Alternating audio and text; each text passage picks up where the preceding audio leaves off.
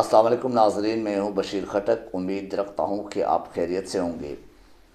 اچھا، آج کے جو اس ولاگ میں ہے، تین بہت اہم خبریں ہیں، بریکنگ نیوز قسم کی خبریں، وہ آپ کے ساتھ کوشش کریں گے کہ وضاحت سے شیئر کر سکوں۔ نون لیگ کے صحافیوں نے جنرل باجوہ اور اس کے رشتہ داروں پر بہت بڑا الزام لگایا۔ رشتہ داروں میں ان کے والد صاحب بھی، جو کہ ایکس جنرل رہ چکے، وہ اس میں شامل ہے۔ برطانوی عدالت نے شہباز شریف اور اس کے داماد، ان کے خلاف ایک منی لانڈرنگ کا کیس تھا، اس حوالے سے وہ جو حکم امتناعی جسے کہہ سکتے، وہ اس پر بات کریں گے۔ اس کیس میں شہباز شریف کو شکست ہوئی ہے۔ یہ بہت بڑی خبر ہے، بریکنگ نیوز ہے، یہ لندن سے خبر ہے، اور اس پر بات کریں گے وضاحت سے۔ عمران خان کے سینئر صحافیوں کے ساتھ زمان پاک میں گفتگو ہوئی ہے، ملاقات ہوئی ہے، اس پر بات کریں گے۔ انہوں نے اس ملاقات میں کیا کچھ اہم اور خاص باتیں کی ہیں۔ ریٹائرمنٹ سے پہلے باجوہ صاحب کے والد صاحب اور ان کے کچھ رشتہ داروں کے اوپر نون لیگ کے جو وظیفہ خور صحافی ہے، جو ان کے اپنے گھر کے ملازم جیسے صحافی ہے، جو نون لیگ کے لیے صرف بونکنے والے صحافی ہے، تو انہوں نے شدید قسم کے الزامات لگائے ہیں۔ الزامات میں یہ بھی ایک الزام ہے کہ ان کے جو والد صاحب ہے جنرل باجوہ صاحب کے، جو کہ وہ بھی ایکس جنرل لے چکے، وہ نواز شریف کو جنرل باجوہ کے ایکسٹینشن کے حوالے سے ایک خبر بھیج چکے ہیں، اور وہ خبر جو بھجوایا گیا ہے وہ نواز شریف کو لندن میں بھجوایا ہے کہ آپ ایسا کریں کہ آپ جنرل باجوہ کو ایکسٹینشن دے دیں۔ تو نواز شریف نے اس کو رد کر کے، مسترد کر کے، اور اس سے انکار کیا ہے۔ یہ نون لیگ کے صحافی بول رہے۔ اس کے بعد جو نواز شریف کے پاس ایک اور خبر بھیجی گئی ہے، جنرل باجوہ صاحب کے کچھ رشتہ داروں کے نام سامنے رکھے گئے۔ وہ رشتہ داروں کے نام میں نہیں لے سکتا اس وقت،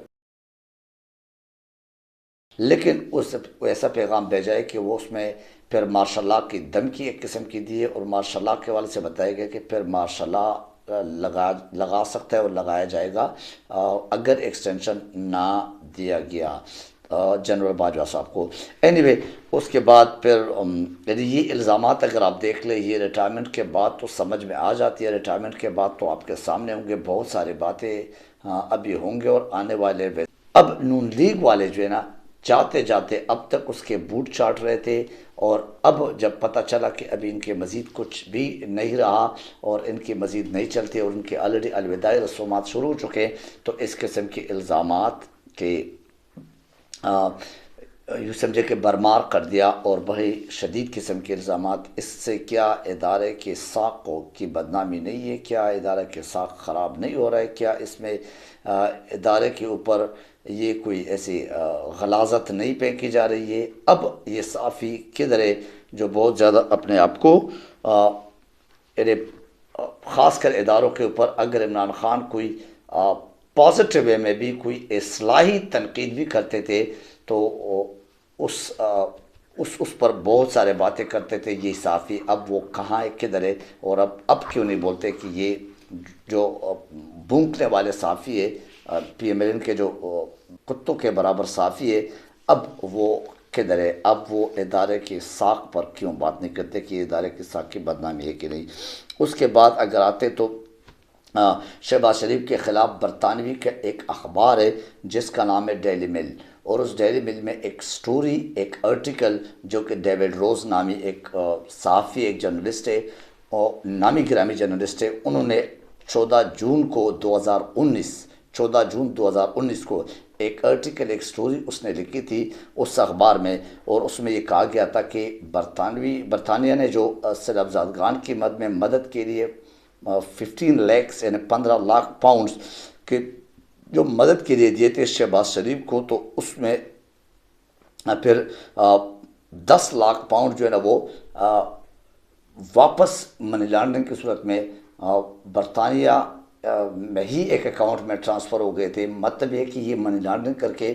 کرپشن کے طور پہ صرفزادگان کے پیسے بھی اپنے اکاؤنٹ میں واپس بھیجے گئے تھے، 15 لاکھ پاؤنڈ میں سے 10 لاکھ پاؤنڈ تو اس پہ، اور اس میں اس کا داماد بھی انوالو ہے۔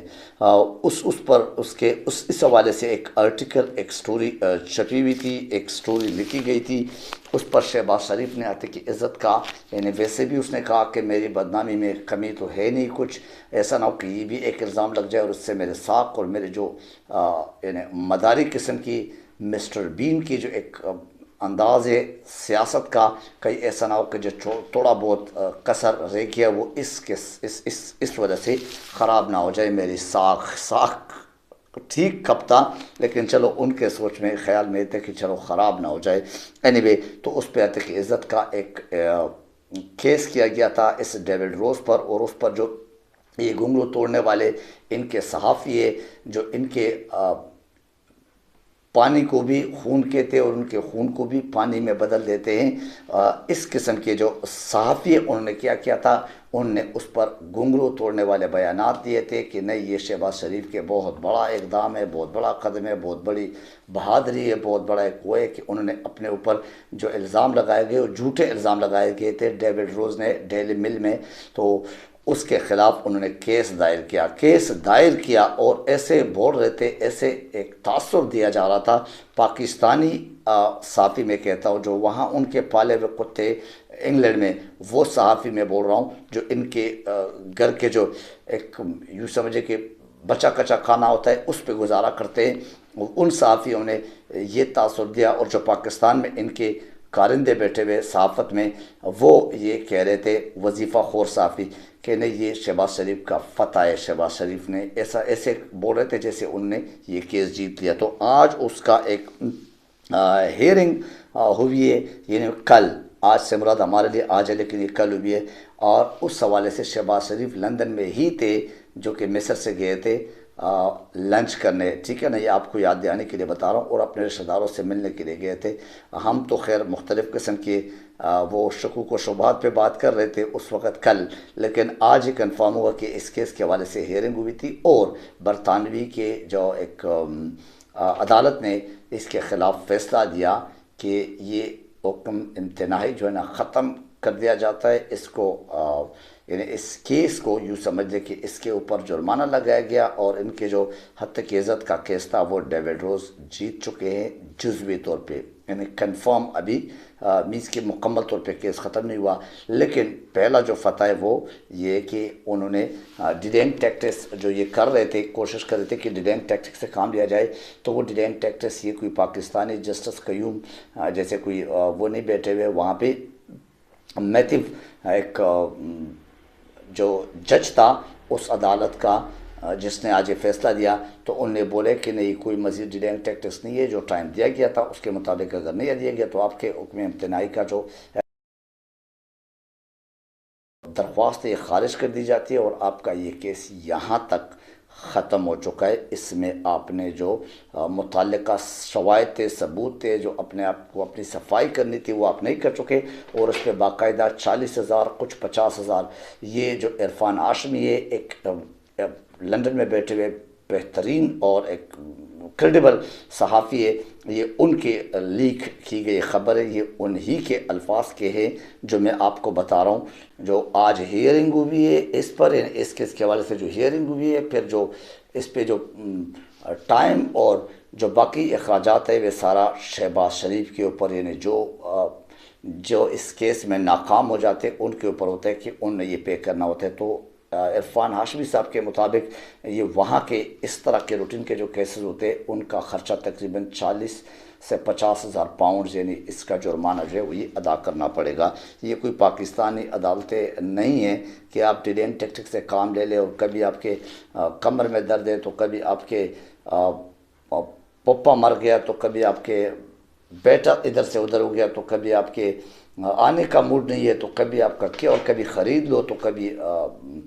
جسٹس قیوم جیسے ان کو فون کرو کہ آج کیس یہ کرو تو وہ کرو، تو یہ ڈیلینگ ٹیکٹکس وہاں پہ برطانیہ جیسے اس میں نہیں ہوتا ہے۔ تو یہ ہمارے عدالتوں کے لیے ایک ایگزامپل بھی ہے، اور ہمارے عدل و انصاف کے جو ادارے ہیں ان کے لیے یوں سمجھے کہ ایک لرننگ والا پوائنٹ بھی ہے کہ اس طرح ہوتے ہیں انصاف جو ہوتا ہوا نظر آئے. اینی وے پھر اس کے بعد جو ہے نا آپ کو عمران خان کے حوالے سے کہ عمران خان نے جو ہے نا آج سینئر صحافیوں سے زمان پارک لاہور میں ملاقات کی اور اس میں بہت اہم گفتگو کی. انہوں نے مختلف سوالات کے جوابات میں، جو کہ میں آپ کو شارٹ کر بتانا چاہوں گا، کہ انہوں نے مختلف سوالات کے جوابات میں سب سے پہلے جو اپنا موقف پیش کیا، اپنے جواب دیا کہ NR02 ہوا ہے اور ان کو یہ کنفرم ہے، خاص ذرائع سے پتہ چلا ہے. پھر اس کے بعد اس نے اپنے جو نگران سیٹ اپ ہے اس نے بولا کہ اگر مارچ تک یہ ہو سکے اور ہو جائے تو پھر تو قابل قبول ہے، کہ اگر اس سے اوپر جاتے تو پھر ہم اس میں نہیں ہے، پھر ہمارا لانگ مارچ، ہمارے یہ جو دھرنا ہے اور جو ہمارا احتجاج ہے یہ جاری رہے گا. اگر کوئی نگران سیٹ اپ آتے اور مارچ سے پہلے پہلے یہ نگران سیٹ اپ کے اپنے معاملات سارے ختم ہو جاتے اور الیکشن کا اعلان مارچ تک، یعنی الیکشن ہونے جا رہے تو سمجھ میں آ رہے، ادروائز ہم ہمارے اس میں سوچ کے مطابق پھر یہ ٹھیک نہیں ہے، پھر ہم اسی طرح اپنے معاملات جاری رکھیں گے. حملہ آور کے حوالے سے ان سے کچھ سوالات کیے گئے تو انہوں نے بولے کہ حملہ آور جو ہے نا وہ ایک ادارے کے اندر بیٹھا ہوا تھا اور ادارے میں 2 اشخاص تھے جو کہ مغرب کے 5 بجے تک وہ اس انتظار میں تھے کہ کیا رزلٹ آنے والے، کیا رزلٹ آئے گا، اور ان کے جو کیا ہوا پلان تھا، ان کے جو کیا ہوا ایک سازش تھا، ایک جو پراپر ایک منظم طریقے سے بندے بھیجے گئے تھے اور ان کو تیار کیے گئے تھے عمران خان کے قاتلانہ حملے کے لیے. تو اس حوالے سے جو انہوں نے بتایا تھا کہ میں ایک اور نام لوں گا، تو اس 3 کا تو لیا تھا، لیکن ایک اور نام، ایک اور کون ہے، اس نام کا انتظار ہے. بہرحال یہ سب کچھ بتا دیا عمران خان نے آج، اور وہ اپنے پراپر ڈٹرمنیشن کے ساتھ بھرپور لانگ مارچ کا ایک کنٹینیوٹی ہے، اور اسلام آباد میں راولپنڈی کے سے ہوتے ہوئے ایک جو بھرپور مظاہرہ ہے اس کے ڈٹرمنیشن کا اظہار کر چکے تمام صحافیوں کے سامنے. آج کے اس ولاگ سے اتنا ہی. اپنا اور اپنے ارد گرد کے لوگوں کا خیال رکھیے، اپنے اس چینل کا بھی خیال رکھیے. Thank you very much. اللہ حافظ و ناصر.